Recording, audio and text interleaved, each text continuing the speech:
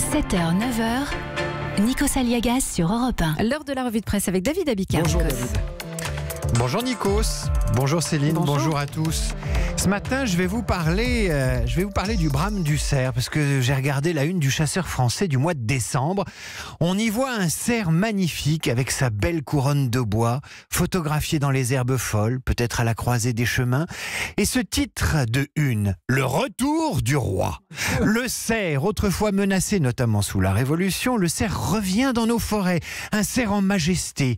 Et si vous vous intéressez au brame du cerf, vous noterez, grâce au site cerf.free.fr, que le royal animal s'exprime dans la nuance et selon les enjeux. Il y a le brame de présence pour dire qu'il est là, et bien là, le brame de langueur pour signifier la tristesse, le brame de défi, le brame de poursuite, pas la poursuite des réformes, ou bien le brame de triomphe. Et dans la presse de ce matin, ce n'est pas le brame du roi de la forêt qu'essaie d'anticiper les journaux, mais la parole du monarque républicain ce soir à 20h. Que dire à la nation? Tous les éditorialistes ont leur idée, comme si la parole du chef était surnaturelle. Mais non, un homme ne peut pas tout, alors on citera François-Xavier Lefranc de Ouest France. Voilà ce qu'il dit. Tout ne peut pas venir de l'État. Il est urgent de laisser plus de marge aux régions et aux territoires, leur capacité d'initiative, d'innovation solidaire, de créativité, au plus près des réalités du terrain, au plus près des citoyens, sont une grande partie de la solution. J'ai terminé.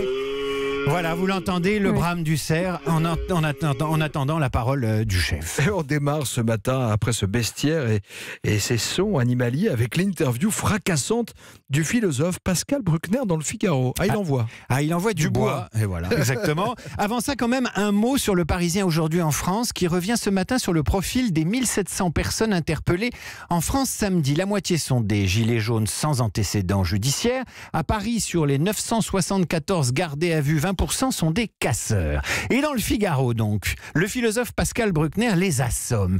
Celui qui commet des violences, dit-il, n'est plus une victime.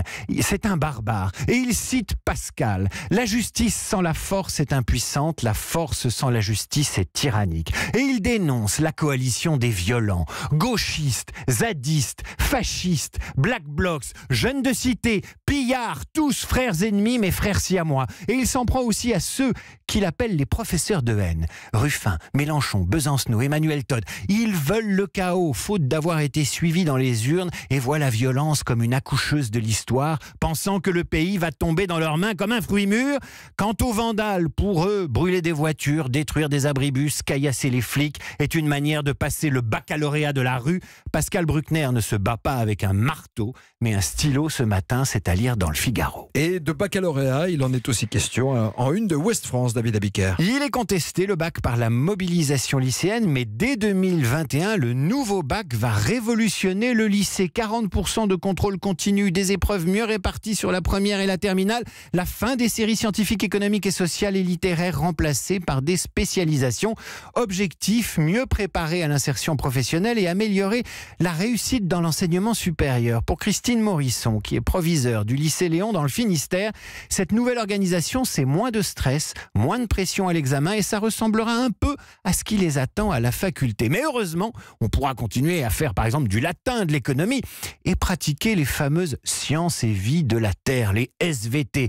Alors peut-être enseignera-t-on en SVT un jour que la France est 3e au classement mondial du système alimentaire le plus durable selon The Economist Intelligence Unit, comme le rappelait tout à l'heure Axel de Tarlet, ce qui donnera du baume au cœur des agriculteurs qui manifestent aujourd'hui. Peut-être enseignera-t-on aussi en SVT cette technique, présentée ce matin dans le Chasseur français, il faut lire le Chasseur français, pour éprouver la qualité de nos terres agricoles. Ça vient du Canada et c'est testé dans le Var. On enterre dans les sols des slips, des dizaines de slips en coton bio. Je vous assure, vous enterrez les slips en coton bio, vous les y laissez 2 mois, plus le slip ressort sale, troué, dégradé, plus la terre est de qualité. Pourquoi un slip, me direz-vous, Nikos? Eh bien, tout simplement parce que l'élastique résiste, lui, à la corrosion, et donc on peut le retrouver plus facilement. Et on lira pour terminer Sud-Ouest, et on y verra la Oui, on y fera la connaissance de Cécile et Elisabeth. Ces deux jeunes femmes qui occupent un rond-point dans les Landes, le week-end, ont constaté un taux de célibat important chez les gilets jaunes. Alors elles ont créé sur Facebook « Adopte un gilet jaune ». 40 c'est le département des Landes. Samedi, ils étaient 20, hier, ils étaient 1600. Et ça pourrait confirmer ces paroles d'Emmanuel Macron à ses conseillers rapportées hier dans le JDD, dans le journal du dimanche. Quand il y a de la haine, c'est qu'il y a une demande d'amour. On se console comme on peut.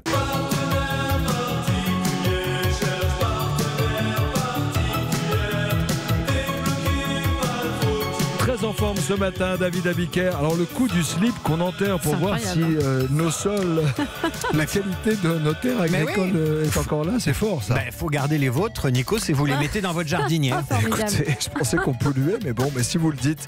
Merci David Abiker. Europe